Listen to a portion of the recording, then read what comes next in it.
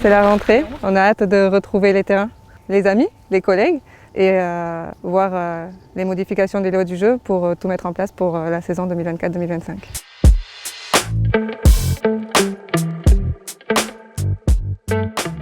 Alors effectivement, nous sommes sur le coup d'envoi de cette saison. Le message a été clair, c'est un message d'exigence, une exigence en matière de justesse technique, une exigence aussi en matière de sérieux dans la préparation, parce que nous avons besoin d'athlètes de haut niveau pour officier en première ligue.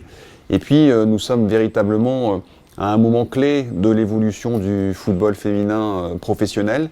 Et donc nous avons besoin que l'arbitrage français soit au niveau.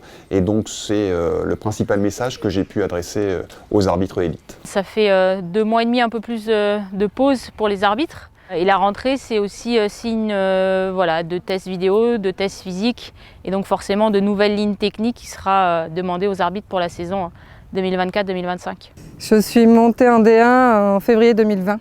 Après, il y a eu le Covid, donc j'entame ma 4e saison en D1. Pardon, une habitude qu'il va falloir changer. Arkema Première Ligue. C'est une saison dans la continuité. Après, il y a une petite évolution, c'est qu'on rentre dans la première année de la Ligue Pro, donc avec l'Arkema Première Ligue, la seconde ligue, quelque chose de beaucoup plus structuré. C'est vraiment la rentrée de la Ligue Pro dans le monde du football en France. Ça se prépare physiquement. On doit préparer le corps au test physique. On doit se préparer pour les matchs. On doit se préparer pour être lucide. Si jamais on est en difficulté sur un match, il faut être concentré du début à la fin. Alors là, on a eu la chance, la semaine du 15 juillet, de pouvoir bénéficier, les arbitres de Première Ligue, arbitre central, d'un stage qui s'est déroulé à Ouistreham pendant 5 jours. Donc on a commencé notre préparation athlétique collectivement et puis s'ensuit ensuite sur 8 à 9 semaines de préparation individuelle athlétique, des séances qui nous sont envoyées et qu'on peut réaliser à la maison. Donc c'est notre préparation estivale qui va nous préparer à 75% de la saison qui va arriver. On a une priorité, celle de favoriser le jeu, et 3 axes. L'axe de la protection de l'image du foot, le 2e axe sur la protection de l'intégrité physique et le 3e axe sur celui de la justesse technique dans les surfaces de réparation. C'est un nouveau challenge.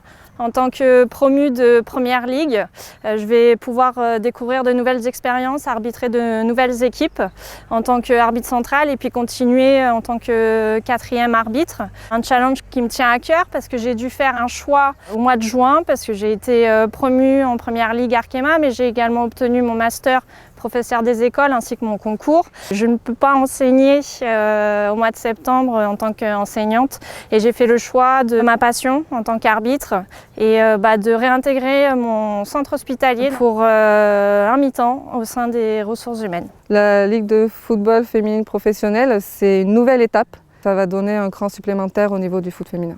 Au niveau des joueuses, au niveau de l'arbitrage, au niveau de l'apport financier, au niveau de la professionnalisation. Pour tout cet ensemble, je pense que c'était important de créer cette ligue. Alors c'est véritablement une étape très importante dans l'évolution de l'arbitrage des compétitions féminines, puisque nécessairement avec la création de la Ligue féminine de football professionnel, nous franchissons significativement cette étape. Et donc il était absolument important que les arbitres puissent être préparés en conséquence parce que je n'ai qu'un seul objectif, c'est que l'arbitrage français soit au rendez-vous de cette évolution importante pour le football féminin en général. Souvent, une saison se termine, on a besoin de faire une coupure au mois de juin. Mais quand on sait qu'on va reprendre fin août, début septembre, on n'a qu'une hâte, c'est de repartir sur le terrain.